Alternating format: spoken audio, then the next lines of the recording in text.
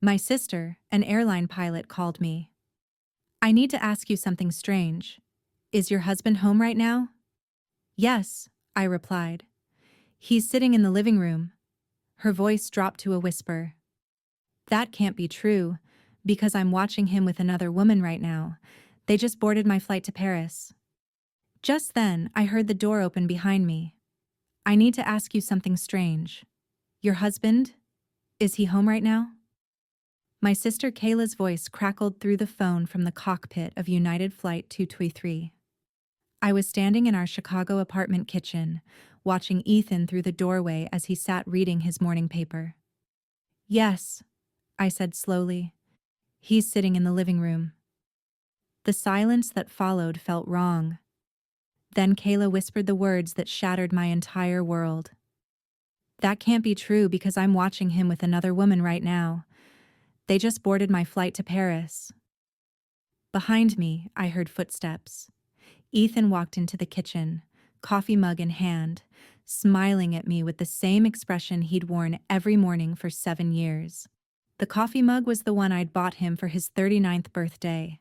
White ceramic with "World's Most Adequate Husband" printed in black letters. He'd laughed when he opened it, saying it was perfect because he never trusted anyone who claimed to be the best at anything. That was 3 years ago, back when his self-deprecating humor felt charming instead of calculated. Who's calling so early? Ethan asked, moving toward the coffee maker for a refill. His Saturday morning routine never varied. Coffee, Financial Times, light breakfast, then his squash game at the athletic club by 11 how. I gripped the phone tighter, Kayla's breathing audible through the speaker. She was waiting for me to say something, to react, to make sense of what couldn't possibly make sense. My husband stood 5 feet away from me in our kitchen. My husband was also apparently sitting in business class at O'Hare International Airport with another woman. Just Kayla, I managed, surprised at how normal my voice sounded. Pre-flight check-in? Ethan nodded absently, pouring coffee with his left hand while scrolling through his phone with his right. Tamara says hello. Maybe we'll finally take her up on those flight benefits she's always offering. Before we continue, I want to thank you for listening to these stories of betrayal and strength.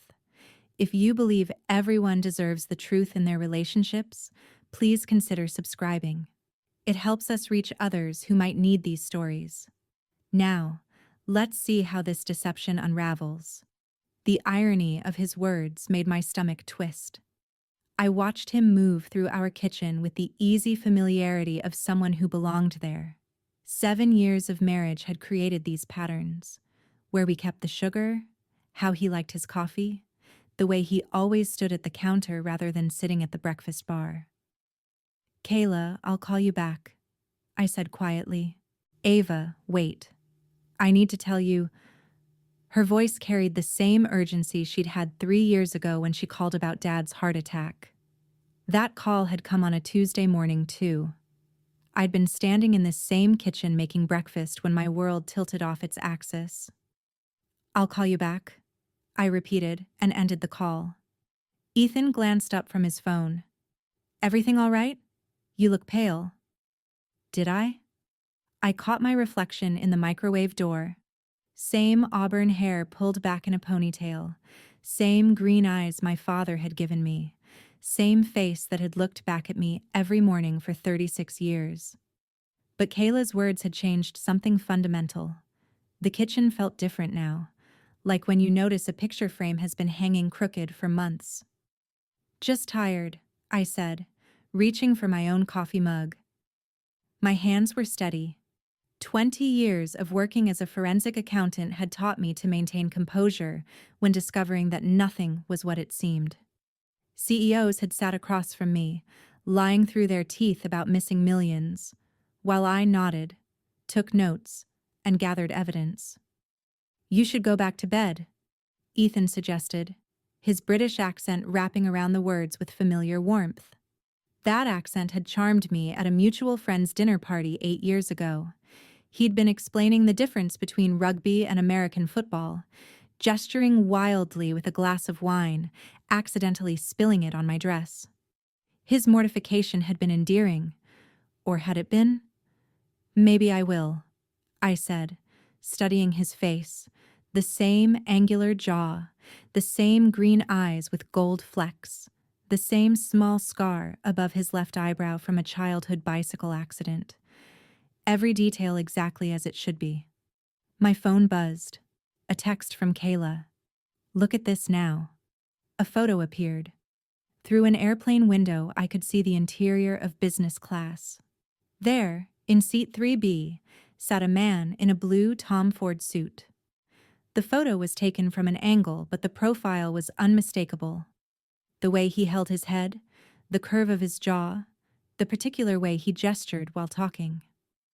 Ethan, my Ethan, talking animatedly to a blonde woman who looked about 24, her hand resting on his forearm with casual intimacy. I looked up at the Ethan in our kitchen. Gray cashmere sweater, reading glasses pushed up into his hair, that same wedding ring on his left hand that we'd chosen together at a small jeweler in Lincoln Park.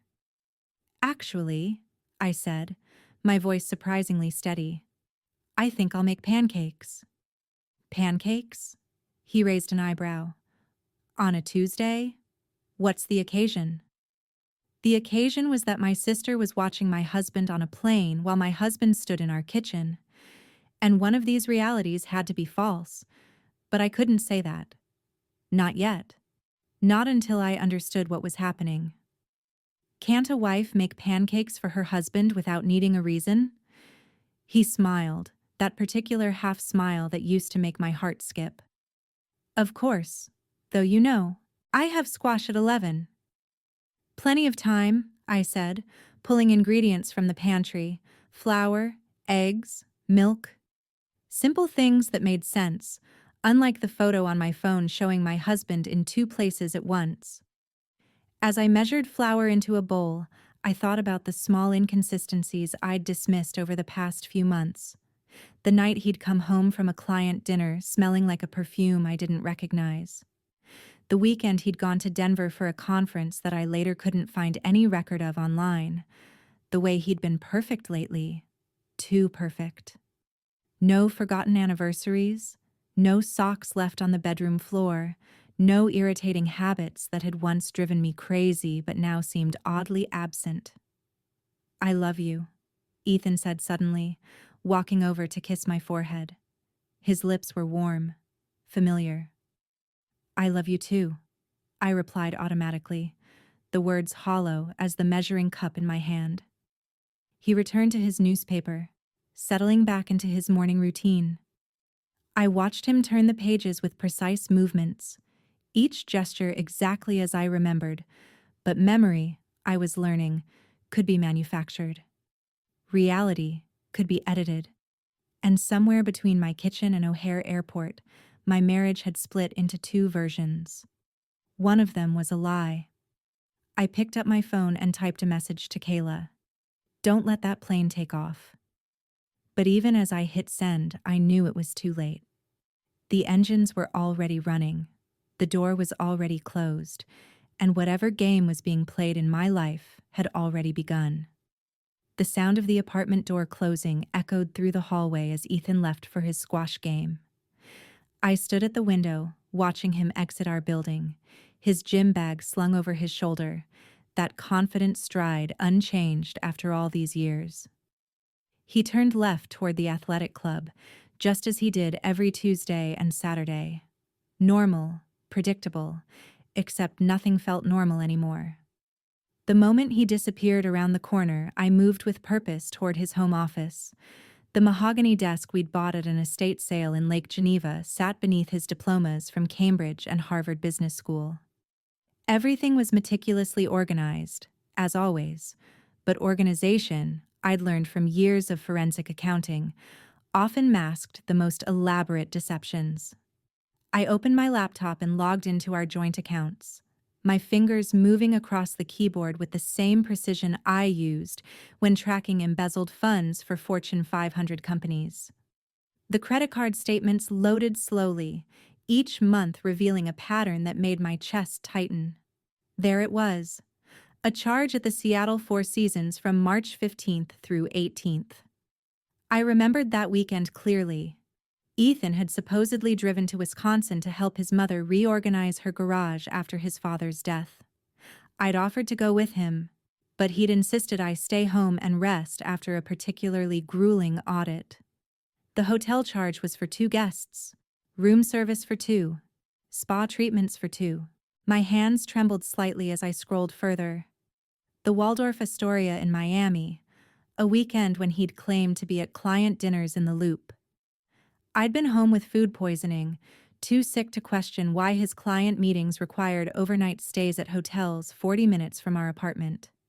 I pulled up his business credit card next. More hotels, more restaurants I'd never heard him mention, jewelry purchases from Tiffany & Co. that had never materialized as gifts for me. My methodical brain, trained to spot financial irregularities, cataloged each discrepancy while my heart tried to rationalize them away.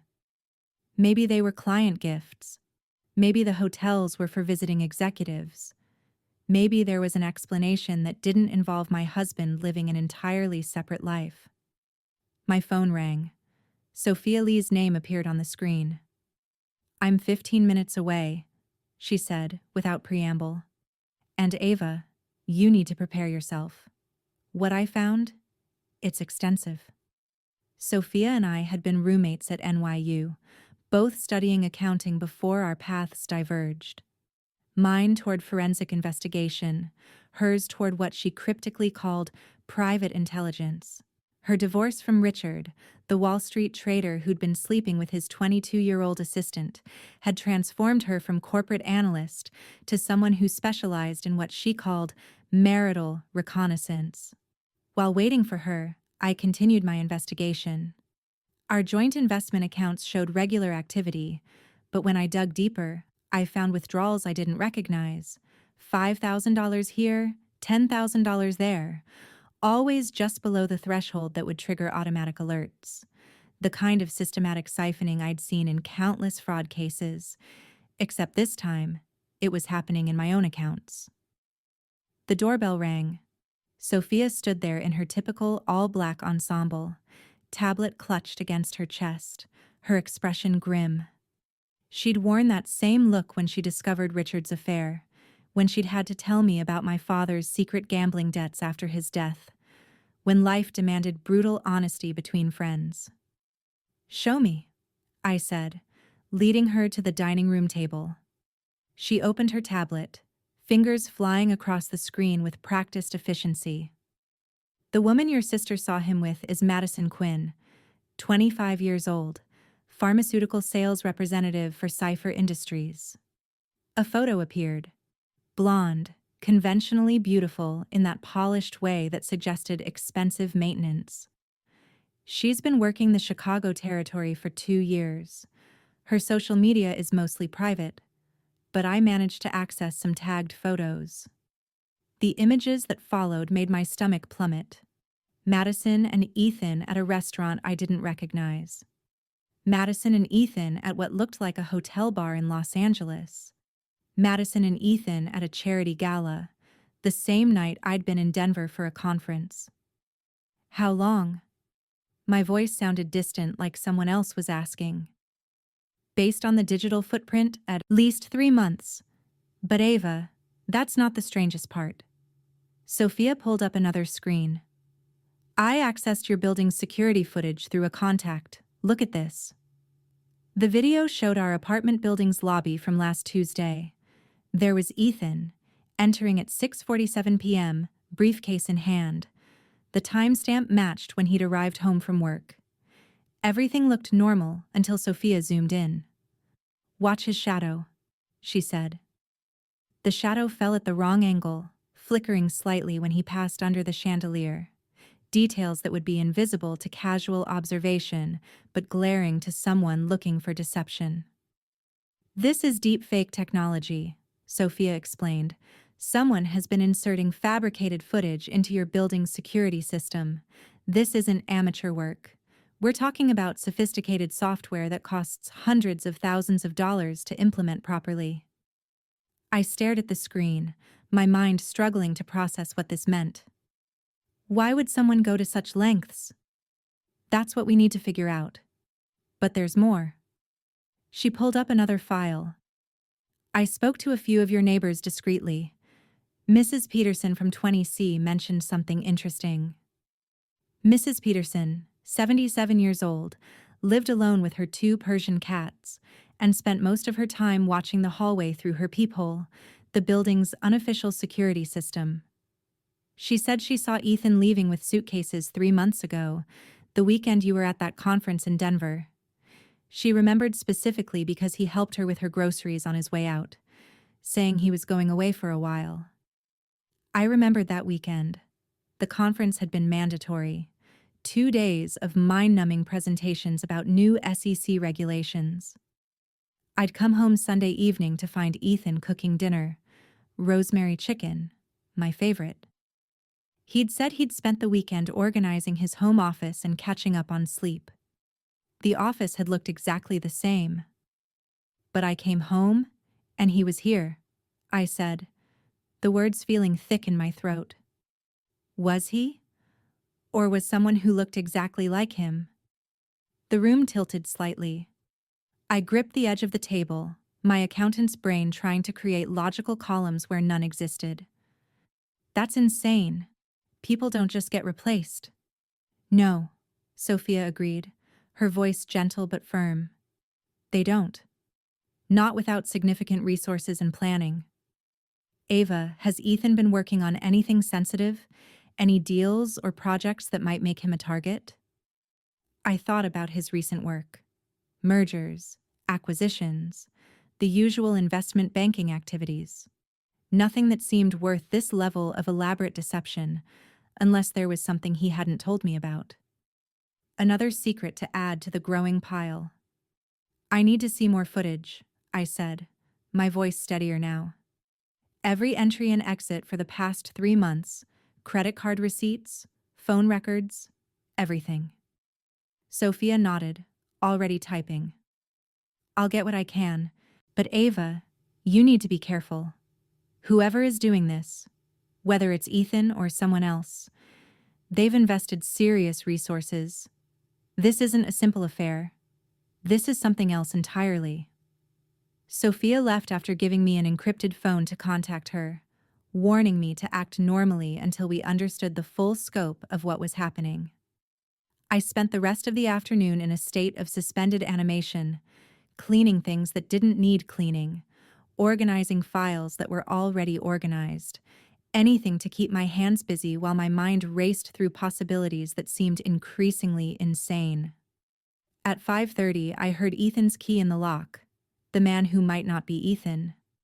The stranger who'd been living in my home, sharing my bed, playing the role of my husband with such precision that I'd never questioned it until today. I arranged my face into something resembling calm and started preparing dinner. Something smells amazing, he called out. Same as always, the routine so familiar it felt like muscle memory. I decided to make shrimp scampi, my grandmother's recipe from Naples. The garlic and white wine sauce filled the apartment with its rich aroma. This particular dish held significance in our relationship. The real Ethan had a severe shellfish allergy, documented by 3 emergency room visits over the years. His medical alert bracelet, worn religiously for 7 years, specifically listed shellfish as life-threatening. Your favorite, I said, setting the plate in front of him. My voice sounded normal, even pleasant. 20 years of maintaining composure during fraud investigations had taught me to compartmentalize panic. He looked at the dish with what appeared to be genuine delight. You haven't made this in ages. That was true. I hadn't made it because my husband would die if he ate it. But this man picked up his fork without hesitation, twirling the linguine with practiced ease, bringing a shrimp to his mouth with appreciation. No reaction, no swelling, no reaching for an EpiPen, just a man enjoying his dinner. This is incredible, he said, taking another bite. Your grandmother would be proud. My grandmother had been dead for 15 years, but she would have been horrified to see me serving shellfish to someone I was testing like a laboratory specimen. I watched him eat, cataloging every gesture, every expression, looking for the seams in his performance. So, I was thinking, I said, refilling his wine glass with the measured calm of someone discussing the weather. We should visit your mother this weekend. The real Ethan would have immediately manufactured an excuse. His relationship with his mother was complicated at best, toxic at worst. She'd never approved of me, never forgiven him for marrying outside their social circle. Our visits to Wisconsin were carefully rationed, usually requiring weeks of negotiation. That sounds wonderful, he replied without missing a beat. She'll be thrilled to see us. Thrilled. His mother had never been thrilled about anything involving me. I felt my phone recording from its position behind the fruit bowl, capturing this conversation that would later serve as evidence of what? That my husband had been replaced by someone who actually liked his mother?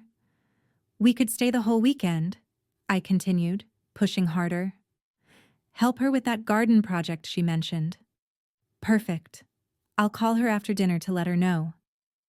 The real Ethan would rather have dental surgery without anesthesia than spend a weekend doing manual labor for his mother. This man was failing every test, yet succeeding perfectly at being a better version of my husband. After dinner, we settled onto the couch for our usual evening routine. Netflix, mild conversation about our days, the comfortable silence of a long-married couple. Except nothing about this felt comfortable anymore. Every gesture he made, every word he spoke, felt like watching a highly skilled puppeteer manipulate strings I couldn't see. I'm exhausted, I announced at 10 Khaz, stretching in an exaggerated way. That audit today really wore me out. You work too hard, he said, kissing my forehead. The lips were warm, the pressure familiar, but wrong in some indefinable way. In our bedroom, I changed into pajamas while he brushed his teeth. The sounds from the bathroom were perfect. The electric toothbrush for exactly 2 minutes, the mouthwash gargle, the face-washing routine. Someone had studied my husband's habits with anthropological precision. When he climbed into bed beside me, I forced myself to remain still. He turned on his side, facing away from me, his breathing evening out within minutes. The real Ethan was a chronic insomniac who usually read until well past midnight. This man fell asleep like someone without worries, without secrets, without a stolen identity weighing on his conscience. I waited, counting his breaths, until I was certain he was deeply asleep. Then I slipped out of bed with the careful movements of someone defusing a bomb. His briefcase sat in its usual spot beside the dresser, leather worn soft from years of use, the real Ethan's briefcase, carried by an imposter. Inside, the usual contents appeared normal at first glance: laptop, various files, business cards. But beneath a stack of investment portfolios, I found an envelope that didn't belong. My fingers trembled as I extracted its contents. A passport made out to Marcus Wade, address in Evanston, an actor's union card. But most damning were the handwritten notes, pages and pages in someone else's handwriting documenting my life in excruciating detail. My morning routine, down to which coffee mug I preferred. My speech patterns, with certain phrases highlighted. Details about our relationship history that read like a script prepared for an audition. Ava likes her coffee with 1 sugar, no cream. She calls her sister every Tuesday and Thursday. Anniversary is October 15th. She expects flowers but pretends she doesn't. Her father died 3 years ago. Sensitive subject. She tears up during the final scene of Casablanca every time. Our entire marriage reduced to bullet points, a character study for someone preparing to play the role of devoted husband. At the bottom of the last page, a note in different handwriting. 3 months maximum. Maintain cover until transfer complete. 3 months. This performance had an expiration date. I slipped the papers back into Marcus's briefcase with trembling fingers, my mind processing the implications of transfer complete. Transfer of what? Our assets? The apartment? My entire life? I photographed each page with the encrypted phone Sophia had given me, then crept back to bed, where the stranger wearing my husband's face continued sleeping peacefully.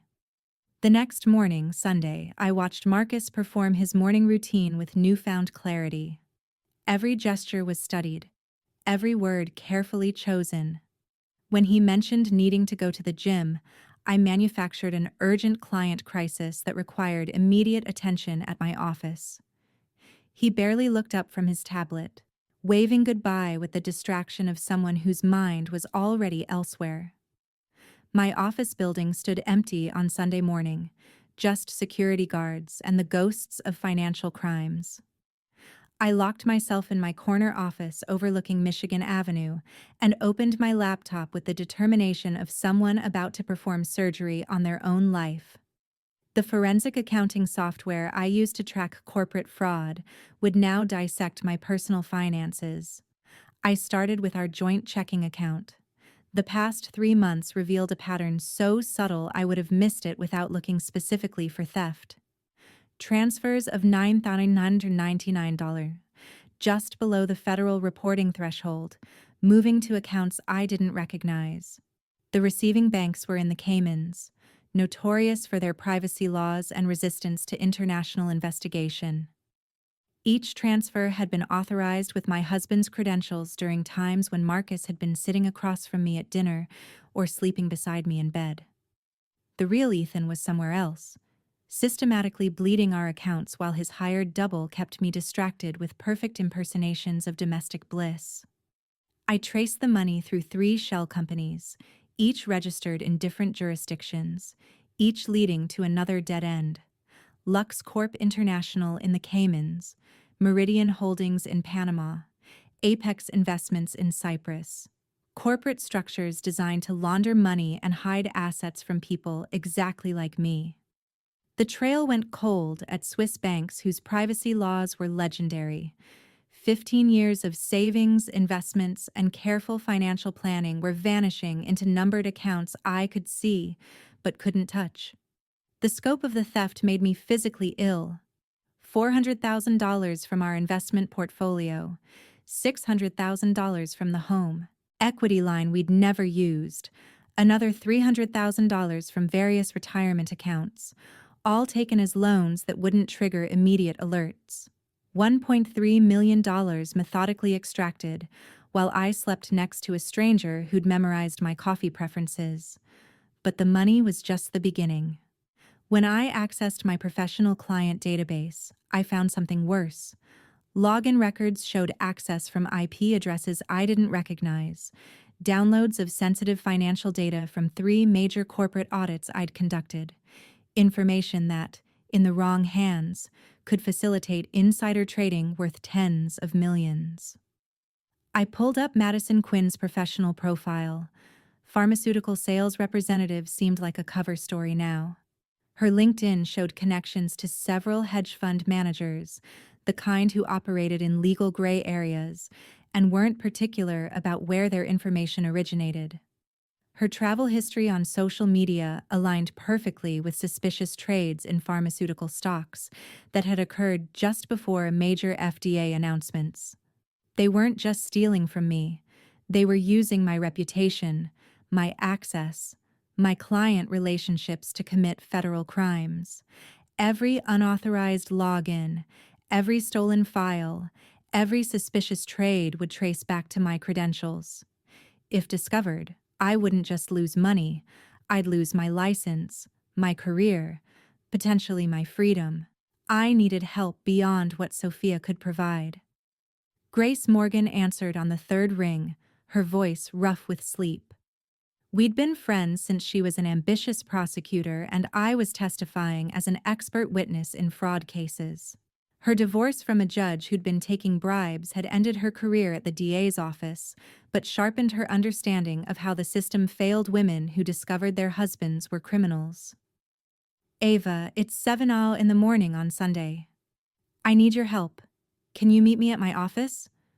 Something in my voice must have conveyed the urgency. 20 minutes, she said, and hung up. Grace arrived looking like she'd thrown on the first clothes she could find, her prosecutorial instincts still sharp despite 3 years in private practice. I showed her everything. The financial transfers, the stolen client data, the photographs of Marcus's briefcase contents. She studied the evidence with the focused intensity that had once made defense attorneys nervous. "This is sophisticated," she finally said. "Professional-level identity theft combined with financial fraud and corporate espionage. But here's your problem. Everything is technically authorized. Your husband's credentials were used, his biometrics, his passwords. Without proving he wasn't actually present for these transactions, you're looking at a he said she said situation. But I have proof that Marcus Wade has been impersonating him. An actor who could claim he was hired for a legitimate reason. Maybe Ethan wanted to surprise you. Maybe it was research for something. Without Ethan here to contradict that story, and with him presumably ready to deny everything from wherever he's hiding, the authorities won't act fast enough. By the time they investigate, the money will be gone, and the evidence will disappear." My phone buzzed.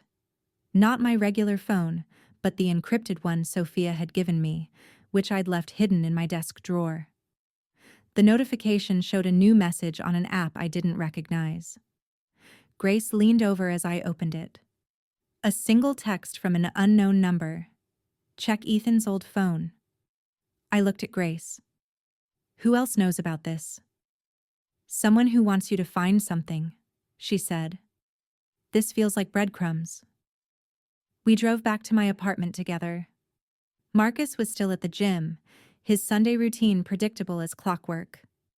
I went straight to Ethan's home office, to the desk drawer where he kept old electronics he claimed to be recycling but never actually disposed of. His previous iPhone sat there, screen cracked from when he dropped it getting out of a taxi 6 months ago. I pressed the power button, not expecting anything. The screen flickered to life. 5% battery, but alive. The phone had been receiving messages for months while supposedly broken. I opened the messages with shaking fingers. There was a conversation with Madison Quinn going back 8 months. Plans, photos, and details that made my blood run cold. The wife suspects nothing. Ethan had written 3 months ago. Marcus is perfect. By the time she figures it out, we'll be untouchable. The most recent message was from yesterday. Tomorrow, we finalize everything. Our usual place in Paris, then disappear forever. Grace stared at the phone screen, her prosecutor's mind already building the case. Tomorrow is Monday. If they're planning to finalize everything, we need to act tonight. I felt something shift inside me, the fear and confusion crystallizing into cold determination. The same focus that helped me unravel million-dollar fraud schemes would now protect what remained of my life. I handed Grace the phone and moved to my laptop with newfound purpose. "What are you doing?" Grace asked. "Setting a trap. Ethan might have stolen my money, but he forgot that I'm the one who knows how to track it." My fingers flew across the keyboard, creating something beautiful in its simplicity. A financial virus disguised as routine investment documents that would appear in our shared cloud storage. The code was elegant, designed to activate the moment anyone accessed our joint accounts from an international IP address. When triggered, it would freeze every transaction, lock down all associated accounts, and simultaneously alert federal investigators to suspicious activity. "Is that legal?" Grace watched over my shoulder. "It's my own account. I'm protecting my assets from theft." "Completely legal." I embedded the virus in files labeled Q3 Investment Review and Tax Documents 2025. Ethan's arrogance would be his downfall. He always checked our investments before major decisions, a habit from his banking days that even crime hadn't broken. The apartment door opened. Marcus was back from the gym, whistling something tuneless. Grace and I exchanged glances. She understood immediately, slipping Ethan's phone into her purse while I closed my laptop. Working on Sunday again? Marcus appeared in the doorway, gym bag over his shoulder, performance-perfect sweat on his forehead. You really should take a break. Just finishing up, I said, my voice steady. Grace stopped by to discuss a case we're collaborating on. He nodded at Grace with practiced charm. Good to see you. Will you stay for lunch? Actually, I said, standing up, I was thinking we could have lunch at that place in Astoria. You know, where we went after our honeymoon. They had that amazing grilled octopus. Marcus's smile never wavered, but I saw the flicker of panic in his eyes. We'd never been to Astoria together. The real Ethan and I had honeymooned in Santorini, not Greece, as I'd mentioned. But Marcus didn't know that. Astoria, he repeated, buying time. The little taverna where we danced until dawn. You said it was the most romantic night of your life. Grace watched our exchange like a tennis match, recognizing the test I was administering. Marcus's jaw tightened almost imperceptibly.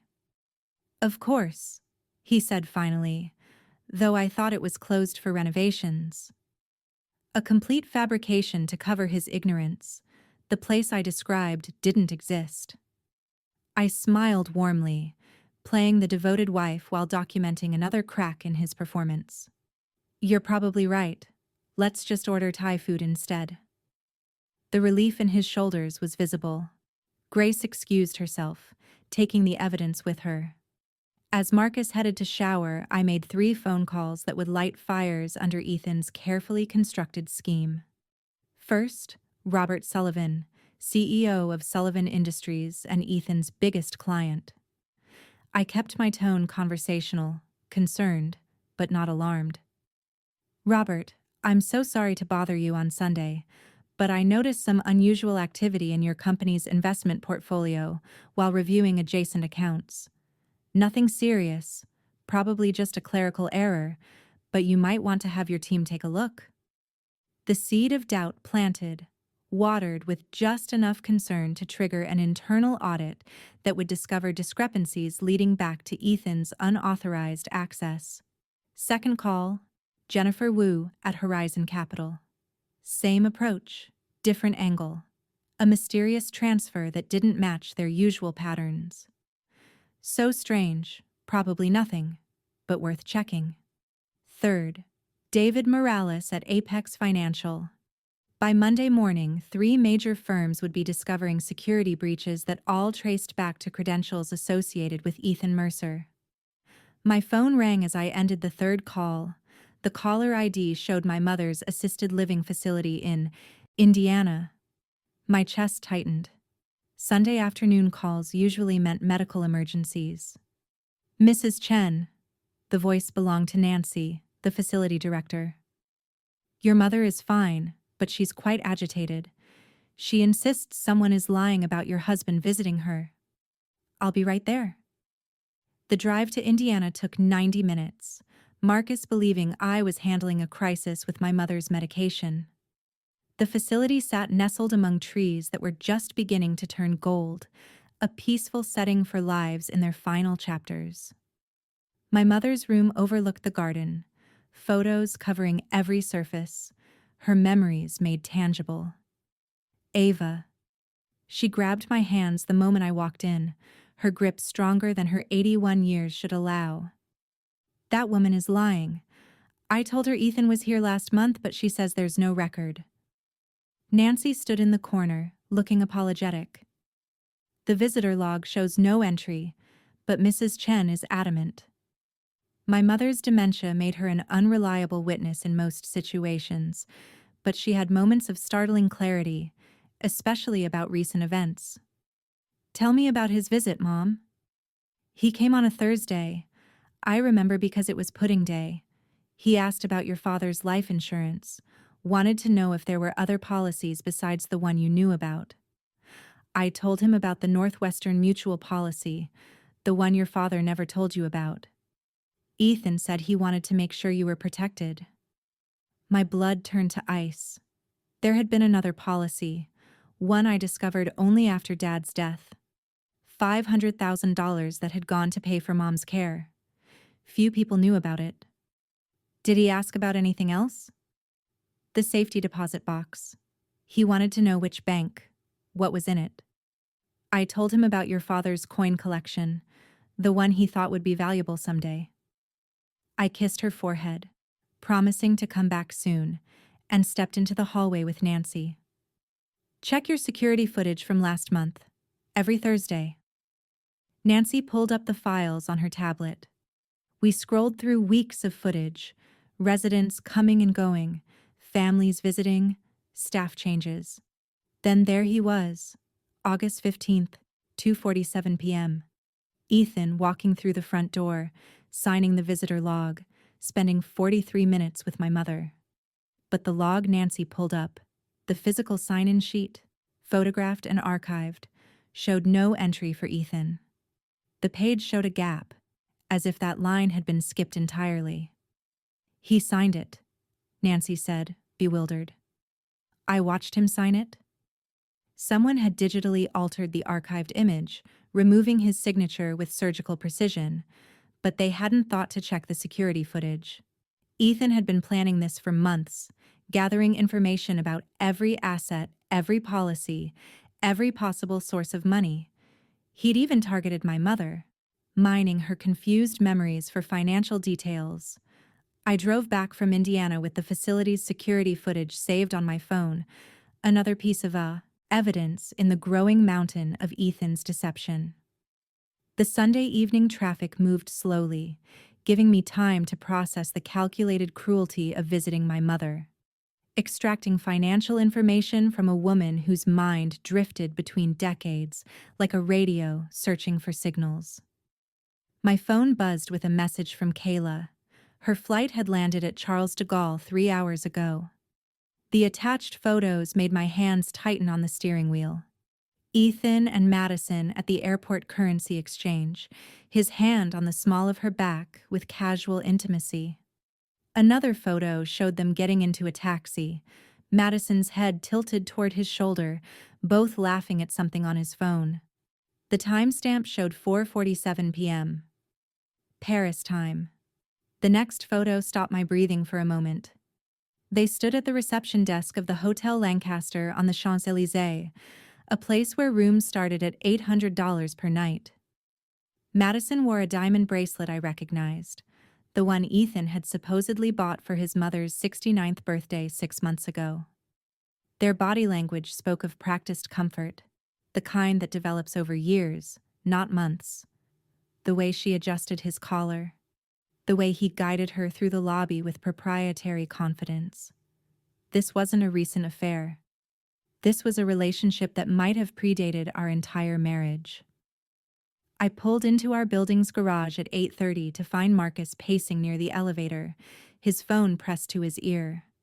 When he saw me, his face rearranged itself into concern, but not fast enough to hide the flash of anxiety underneath. "There you are," he said, ending his call abruptly. I was getting worried. "How's your mother?" "She's fine, just confused about some old financial documents." I watched him process this, saw the slight relaxation in his shoulders when I didn't elaborate. Back in our apartment, I made a decision that would either expose everything or destroy my chance at justice. Sitting across from Marcus at our dining table, I pulled out my phone with deliberate casualness. "I've been thinking," I said, scrolling through my calendar. "Our anniversary is coming up next month. 8 years since that dinner party where we met." Marcus nodded, his actor's training keeping his expression neutral despite the fact that Ethan and I had been married for 7 years, not 8. Another test failed. "I want to do something special. A surprise party Tuesday morning before the markets open. Invite all your colleagues from the firm, your biggest clients. Show them the apartment. Serve champagne and those little pastries from that French place you love. His eyes flickered with confusion. Tuesday morning? That's unusual timing for a party? You always said the best deals happen before breakfast. Besides, it would be memorable. Different. I pulled up my contacts, letting enthusiasm color my voice. I'll handle everything. You just need to send the invites tonight. Make it sound exclusive. Urgent. Tell them it's important they attend. Marcus hesitated, clearly trying to figure out if this was part of his script or something unexpected. But refusing would break character, and maintaining his cover was paramount. If that's what you want, he said finally. Perfect. Send them now while I make dinner. I want to see their responses. I watched him compose the message on his phone, his fingers moving reluctantly across the screen. Investment banking colleagues, major clients, people whose presence would be impossible to explain away when federal agents arrived. Within minutes, responses started coming in. Confusion mixed with agreement. When Ethan Mercer requested your presence, you showed up. While preparing our last dinner together, I felt an unexpected wave of sympathy for Marcus Wade. He was a failed actor from Evanston who'd thought he was getting a break, playing a role for what he probably assumed was a reality show or an elaborate prank. Instead, he'd become an accessory to federal crimes, trapped in a performance where the stakes were prison sentences, not bad reviews. I made salmon with asparagus, simple and quick. Marcus sat at the kitchen island, maintaining the illusion of domestic normalcy while both of us knew something had fundamentally shifted. The script he'd memorized no longer matched the scene being played. Wine? I offered, holding up a bottle of the Malbec we usually shared on Sunday nights. He shook his head quickly. I'm not feeling well. Think I might be coming down with something. The first time in 3 months he'd refused alcohol. His instincts were screaming warnings, even if his conscious mind hadn't fully processed the danger. Marcus, I said quietly, and his whole body went rigid. I never called Ethan by the wrong name. I know who you are. The silence stretched between us like a tightrope. His face cycled through emotions: surprise, fear, calculation, and finally resignation. When he spoke, the British accent was gone, replaced by pure Chicago. How long have you known? Since Tuesday morning, when my sister saw the real Ethan boarding a plane while you sat in our living room. He put his head in his hands, the gesture so genuinely human that my anger flickered. I didn't know about the crimes. I mean, he said you were separated, that he needed someone to house a sit. Keep up appearances for business reasons. Paid me $20,000 in cash to pretend to be him for 3 months. I thought it was weird but legal. Did you really believe that? I wanted to. His voice cracked slightly. I've been auditioning for 15 years, waiting tables, driving delivery trucks, watching younger actors get the parts I wanted.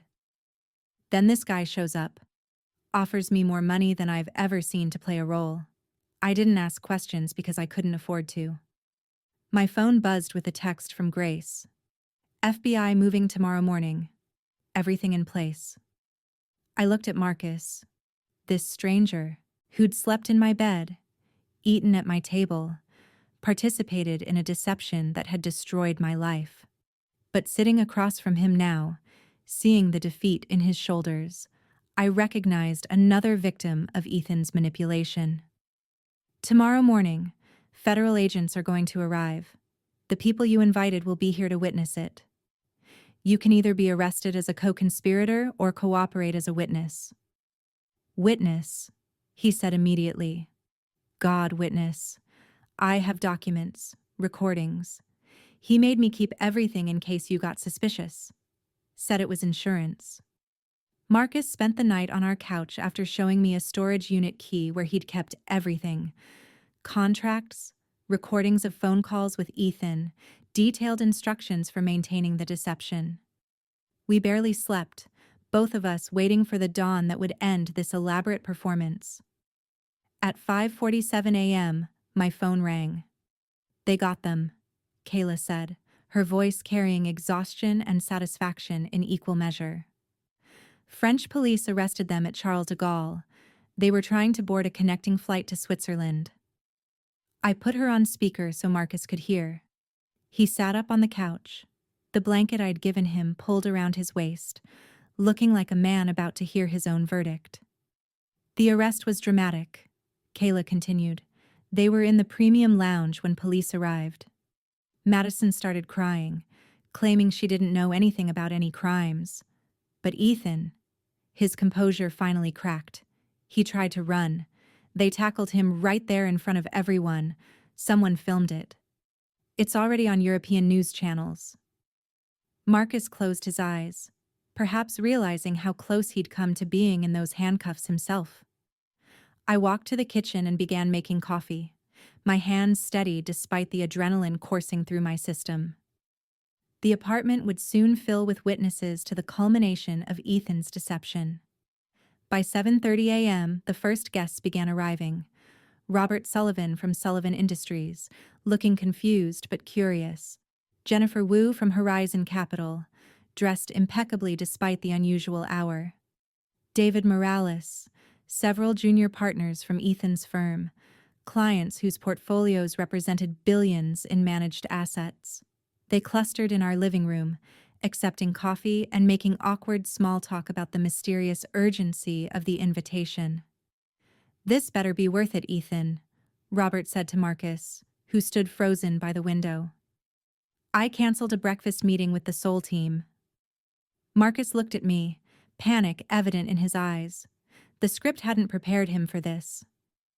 I stepped forward, playing the gracious hostess one final time. "Thank you all for coming. I know the timing is unusual, but you'll understand in a moment why your presence is so important." At 7:58 a.m., I heard footsteps in the hallway, multiple sets, moving with purpose. Marcus heard them too, his face going pale. The doorbell rang once, formally, followed immediately by firm knocking. "Federal agents, we have a warrant." The room erupted in confused murmurs as I opened the door. 6 FBI agents entered, their presence immediately transforming our apartment from a social gathering to a crime scene. The lead agent, a woman with steel-gray hair and eyes that missed nothing, held up her credentials. "Agent Sarah Bennett, FBI Financial Crimes Division. We're looking for Ethan Mercer." "That's me," Marcus said, his Chicago accent bleeding through the British veneer. "Except it's not. I mean..." He looked at Agent Bennett with desperate relief. "I want to cooperate. I have evidence. I was hired to impersonate him." The room fell silent except for someone's coffee cup hitting a saucer too hard. Robert Sullivan's mouth opened and closed like a fish gasping for air.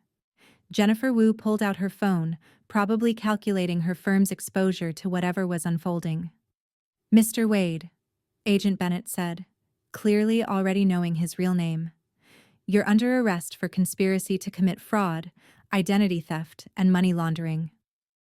As they cuffed Marcus, he looked at me with something like gratitude.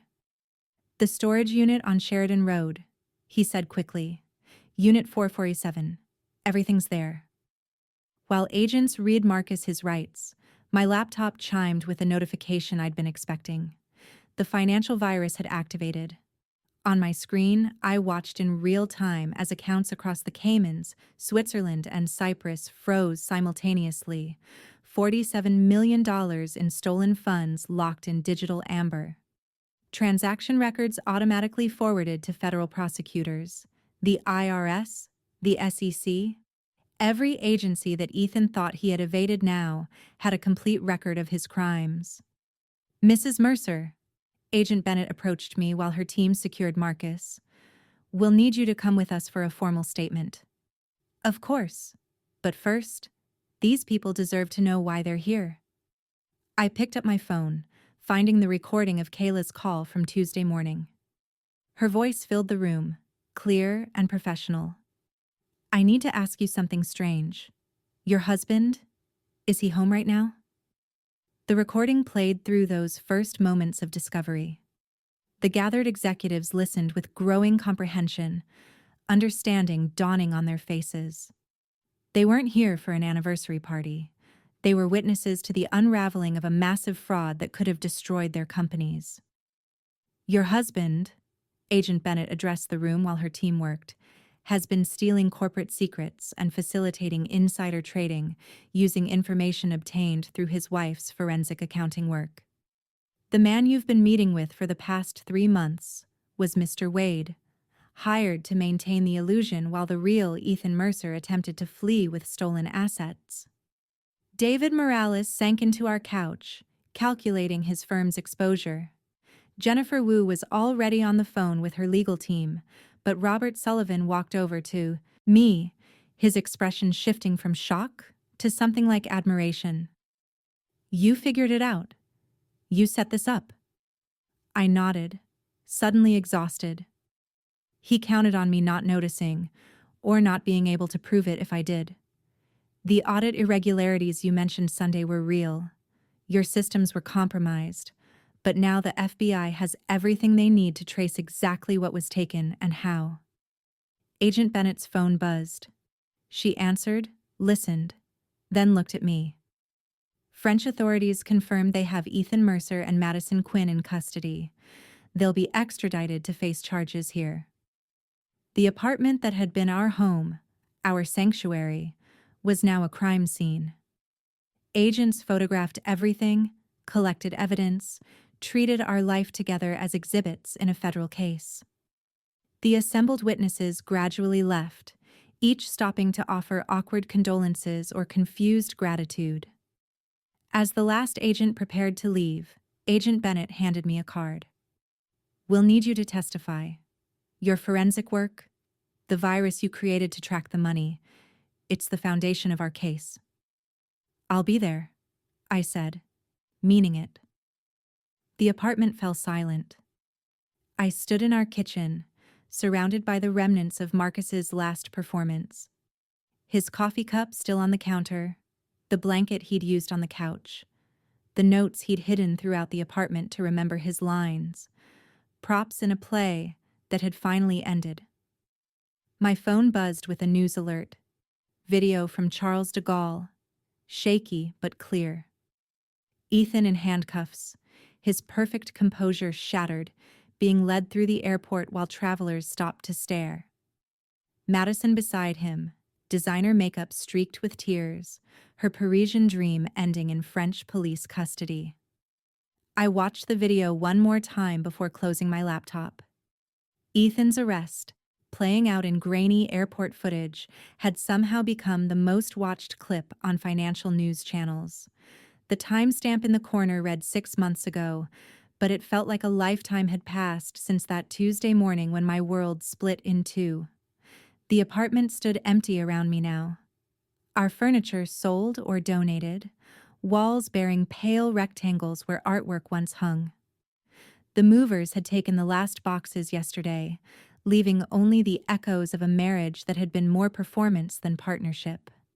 I stood at the windows overlooking Chicago, keys heavy in my hand, waiting for the building manager, who would take possession in 20 minutes.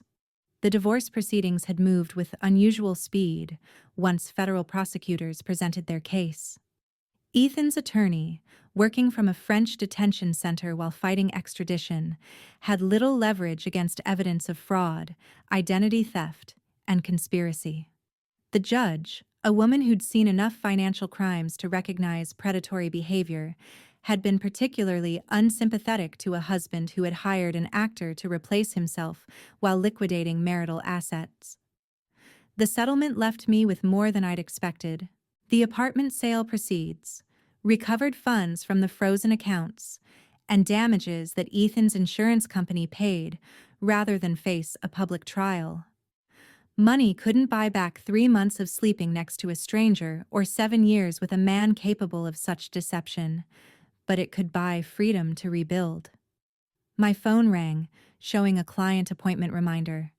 The irony wasn't lost on me that my trauma had become my specialty. The office space I'd leased in the River North District bore a simple brass nameplate: Chen Forensic Consulting, specialist in marital asset protection and identity verification. What started as word-of-mouth referrals had grown into a waiting list of women who suspected their realities had been edited. Just last week, I'd helped a surgeon from Lincoln Park discover her husband of 15 years had been using deepfake technology to appear at medical conferences while actually running a separate practice in San Diego.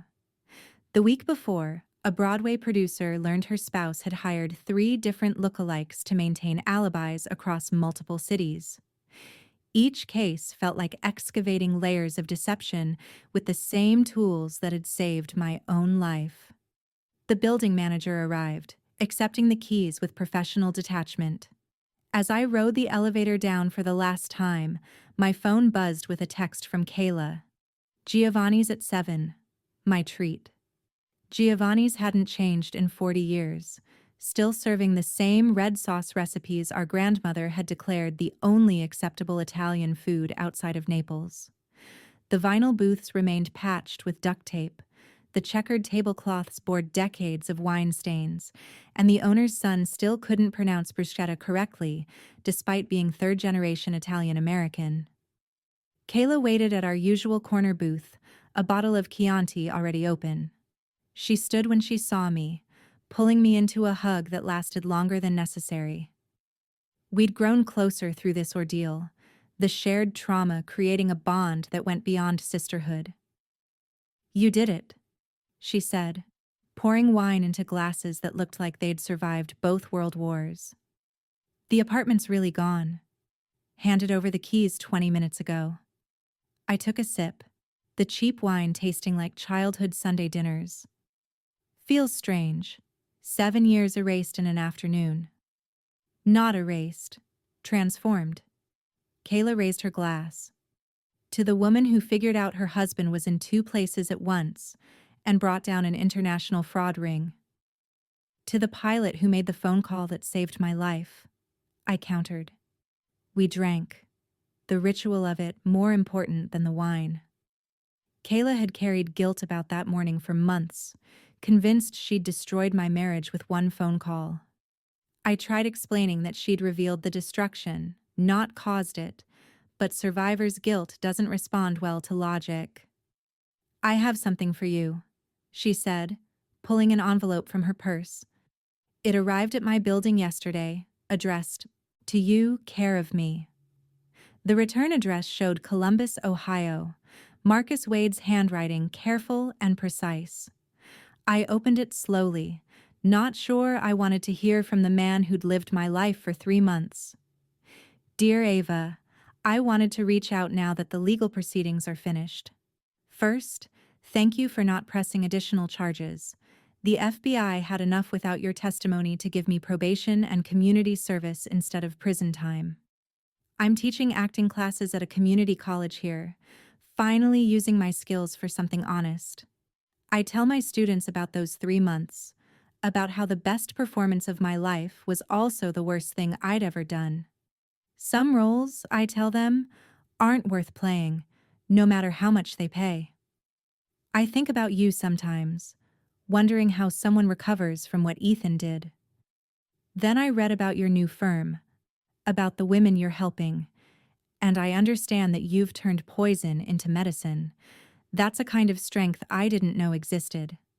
The storage unit had one item I didn't give the FBI, a photo from your wedding that was in Ethan's instruction packet. You looked genuinely happy. I'm sorry I was part of taking that from you. I hope someday you find something real to replace what was stolen."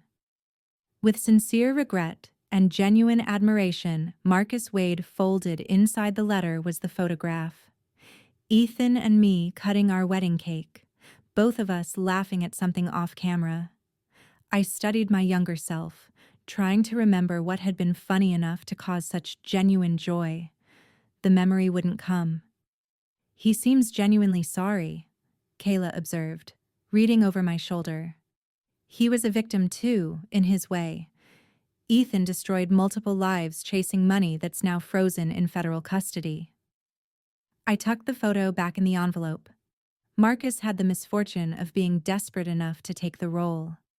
We ordered our usual pasta arrabbiata for me, linguine vongole for Kayla, with enough garlic bread to concern a cardiologist. The familiar flavors tasted like home, like continuity in a life that had been completely reimagined.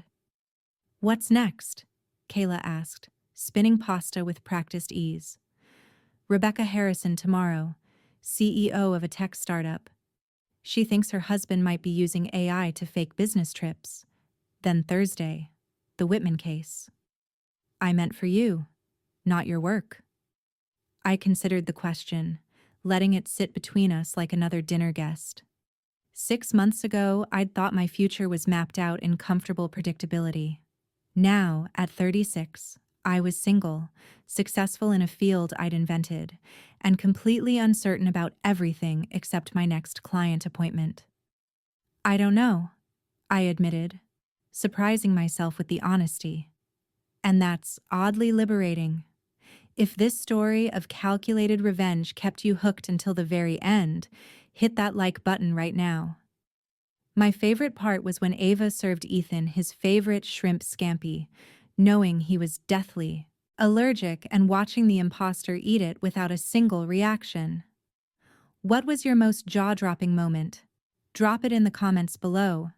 Don't miss more gripping stories of betrayal and justice. Subscribe and hit that notification bell so you never miss an upload.